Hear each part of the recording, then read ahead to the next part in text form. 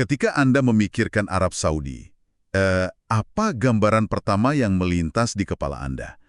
Saya yakin Anda pasti membayangkan hamparan gurun dengan sumur minyak raksasa dan tentu saja pusat spiritual bagi miliaran umat Islam di seluruh dunia. Ya, itu kan fakta mutlak yang sangat identik dengan negara tersebut. Benar. Tapi bagaimana jika saya memberitahu Anda bahwa ada satu identitas lain yang selama ini tersembunyi rapat di balik layar sejarah? Maksud saya, bagaimana jika negara ini sebenarnya adalah sebuah mesin rahasia raksasa yang mendanai operasi anti-komunis global? Sebuah klaim yang terdengar seperti teori konspirasi, tapi ini sepenuhnya nyata. Tepat. Memindahkan bidak-bidak catur geopolitik dari medan perang di Afrika, menyuplai pemberontak di hutan Nicaragua, hingga memanipulasi pemilihan umum di Eropa. Nah, hari ini kita akan melakukan penelusuran mendalam terhadap sejarah yang sangat memukau, dari bab Saudi Arabia and the Cold War karya Toby Mathiesen. Ini diambil dari buku Salman's Legacy. Buku yang sangat komprehensif? Sangat komprehensif.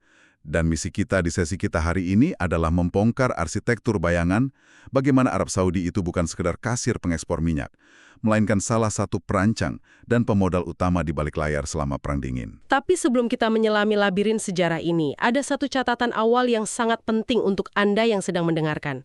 Penelusuran kita hari ini akan menyentuh berbagai manuver politik tingkat tinggi, perbenturan ideologi agama, dan konflik berdarah antara sayap kiri dan sayap kanan. Betul, ini topik yang cukup sensitif. Sangat sensitif.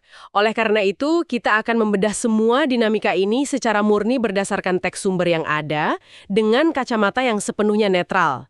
Kita di sini bukan untuk memihak, menghakimi, atau mendukung ideologi apapun, baik kapitalisme, komunisme, atau pandangan teologis tertentu. Sebuah pagar pembatas yang sangat krusial ya. Oke, mari kita mulai. Kita putar waktu kembali ke tahun 1945. Perang Dunia Kedua baru saja berakhir dan peta dunia sedang digambar ulang. Momen yang sangat menentukan. Ya, di atas kapal penjelajah Amerika, USS Quincy, yang bersandar di terusan Suez, terjadi sebuah pertemuan tatap muka antara Presiden Franklin D. Roosevelt dan Raja Arab Saudi, Ibnu Saud. Banyak yang mengira ini adalah titik nol aliansi mereka. Tapi ada satu rahasia sejarah yang baru saya sadari dari sumber kita yang bikin saya benar-benar terbelalak. Oh, tentang pengakuan kedaulatan itu ya? Iya. Anda yang mendengarkan tahu negara mana yang pertama kali secara resmi mengakui kedaulatan Arab Saudi. Bukan Amerika, bukan Inggris. Gelar itu jatuh pada Uni Soviet pada tahun 1926. Itu adalah salah satu ironi sejarah yang paling jarang dibicarakan. Pada tahun 1920-an, Uni Soviet sedang mencari sekutu untuk meruntuhkan dominasi imperialis Inggris di Timur Tengah. Masuk akal. Musuh dari musuhku adalah temanku. Tepat sekali. Moskow melihat Ibnu Saud sebagai sosok pemimpin pembebasan anti-kolonial. Namun, romansa diplomatik ini umurnya sangat pendek. Menjelang akhir 30-an, kebijakan anti-agama yang radikal di Uni Soviet, di mana mereka mulai mengeksekusi para imam dan menghancurkan masjid. Oh wow. Ya, itu membuat Ibnu Saud sangat muak. Hubungan terputus total dan tidak pernah pulih hingga tahun 1990. Kekosongan inilah yang kemudian diisi oleh Amerika lewat pertemuan di terusan Suez tadi kan? Betul. Dan transisi ini bukan sekedar soal siapa yang punya hak eksklusif untuk membeli minyak. Ini tentang mengubah minyak menjadi senjata strategis. Oke, mari kita bedain ini. Saya selalu melihat aliansi Amerika dan Arab Saudi ini kayak sebuah pernikahan kontrak bisnis yang sangat ekstrim. Bagi Anda yang mendengarkan, bayangkan saja di satu sisi ada negara barat yang sekular dan liberal, di sisi lain monarki absolut dengan interpretasi agama yang sangat ketat. Dua dunia yang benar-benar bertolak belakang. Sangat berbeda. Tapi mereka bisa duduk bersama karena butuh perlindungan. Tapi tunggu dulu, apakah ini benar-benar hanya soal minyak dan uang bagi Amerika? Apakah kalkulasinya sesederhana itu? Jika kita hubungkan ini dengan gambaran besarnya, minyak memang penting tetapi fungsinya lebih sebagai alat pencegahan strategis. Bagi Washington saat itu, obsesi utamanya bukanlah sekedar memiliki minyak, melainkan strategi yang disebut oil denial atau penolakan minyak. Penolakan minyak. Jadi maksudnya memastikan pihak lawan tidak bisa mendapatkannya sama sekali? Benar, ada sebuah skenario kiamat yang sangat ditakuti intelijen Barat. Bagaimana jika tank-tank tentara merah Soviet menginvasi Teluk Persia? Jawabannya adalah rencana bumi hangus. Hah, bumi hangus bagaimana maksudnya? Agen-agen rahasia AS dan Inggris sudah menyiapkan rencana ekstrim. Jika Soviet menyerang, mereka tidak akan melawan secara militer, melainkan meledakkan seluruh infrastruktur sumur minyak, meracuninya, atau menyumbatnya dengan beton cair. Ya ampun, Amerika lebih memilih menghancurkan cadangan energi terbesar di planet ini daripada membiarkan Soviet mendapatkan setetes bahan bakar. Persis! Selain itu, ada nilai strategis dari pangkalan udara Dahran di Arab Saudi. Jaraknya kurang dari 1.000 mil dari perbatasan selatan Uni Soviet. Pangkalan itu memberikan kemampuan serangan udara langsung ke jantung musuh. Tepat. Nah, elemen finansial dari aliansi ini juga sangat brilian. Pasca embargo minyak 1973, harga minyak meledak. Ekonomi Barat menjerit karena inflasi, sementara Arab Saudi kebanjiran uang tunai. Secara logika, ekonomi Amerika seharusnya hancur saat itu kan? Seharusnya. Tapi mereka membuat kesepakatan rahasia. Arab Saudi secara diam-diam menggunakan miliaran dolar uang tunai tersebut untuk membeli obligasi pemerintah Amerika Serikat. Oh, ini yang sering disebut petrodolar. Jadi ibaratnya Amerika membeli barang dari Saudi dengan harga selangit. Tapi kemudian Saudi meminjamkan kembali seluruh uang itu ke Amerika. Dan uang itu mendanai defisit Amerika akibat Perang Vietnam dan perlombaan senjata. Disinilah semuanya menjadi sangat menarik. Kita baru saja melihat bagaimana minyak mengikat mereka, tapi uang saja tidak cukup untuk menang melawan Soviet. Masuk ke dekade 50-an dan 60-an, narasi perangnya berubah kan? Agama mulai diasah menjadi senjata. Benar. Diplomat Amerika mulai menyadari sekutu mereka adalah penjaga dua kota suci. Mereka melihat Raja Arab Saudi memiliki potensi sebagai, ini istilah provokatif era itu ya, layaknya paus Islam. Tentu saja dalam Islam tidak ada hierarki seperti paus. Tapi saya paham maksudnya. Saya selalu menganalogikan ini kayak Amerika sedang membagikan software antivirus, komunisme itu virusnya, dan agama adalah firewall-nya. Analogi yang sangat pas. Amerika bahkan menyelundupkan propaganda anti-komunis ke koran-koran Saudi. Tapi, bukankah aneh jika negara barat yang sekuler secara aktif mendorong kepemimpinan agama yang sangat konservatif di Timur Tengah? Secara etika modern itu agak hipokrit. Hal yang sangat menakjubkan di sini adalah pragmatisme politik. Mereka menemukan satu titik temu yang absolut, yaitu sama-sama membenci ateisme. Komunisme memandang agama sebagai candu yang harus dimusnahkan. Dan bagi keluarga kerajaan Saudi, komunisme itu ancaman langsung terhadap iman dan tahta mereka. Tepat.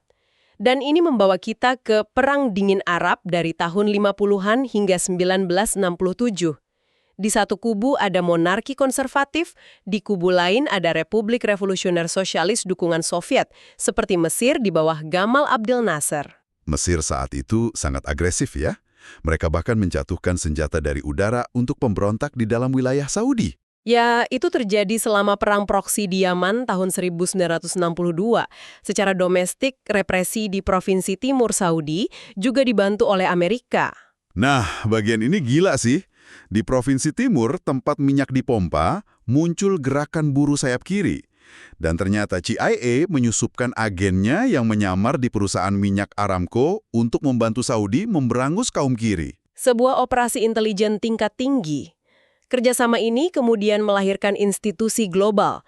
Pada tahun 1962, mereka mendirikan Liga Dunia Muslim, dan tahun 1969, Organisasi Kerjasama Islam atau OKI. Jadi institusi-institusi ini bukan sekedar wadah silaturahmi spiritual. Tidak di era itu.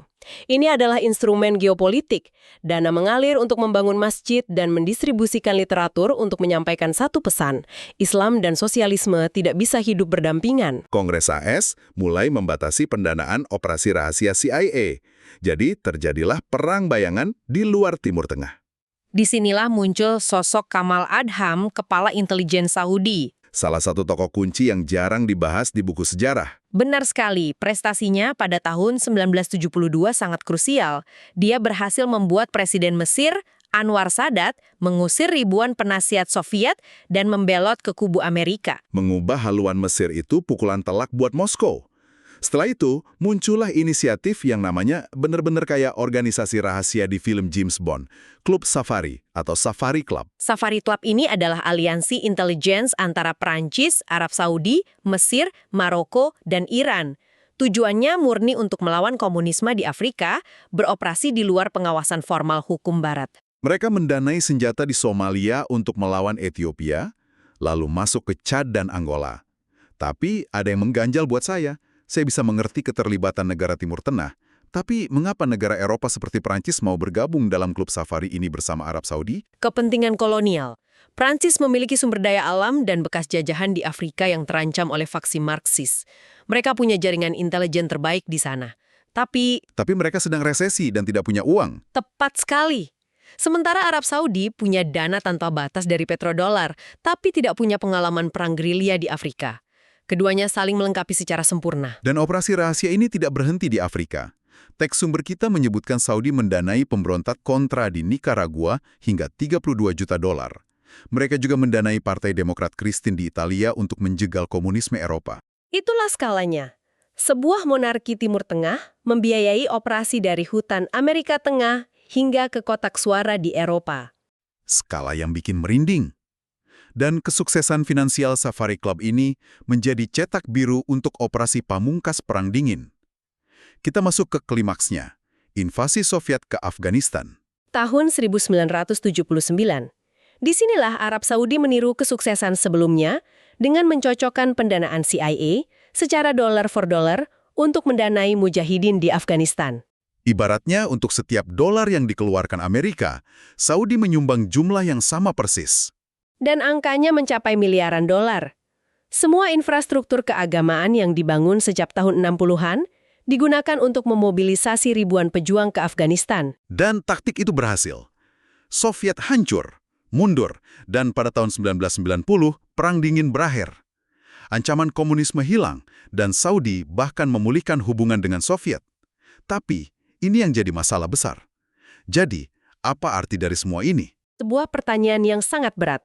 Saya analogikan, ini seperti Anda memelihara harimau untuk menjaga rumah dari maling. Anda latih jadi buas. Malingnya pergi, tapi harimau itu sekarang kelaparan dan menatap Anda.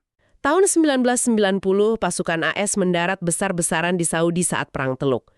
Pejuang yang dulunya didanai negara untuk melawan komunis, kini melihat AS sebagai penjajah baru. Dan itulah akar dari oposisi Islam radikal di dalam negeri dan lahirnya terorisme modern. Saya harus bertanya, apakah waktu itu tidak ada yang memikirkan risiko jangka panjang dari menciptakan mesin perlawanan ideologis bersenjata ini? Apakah mereka sebuta itu?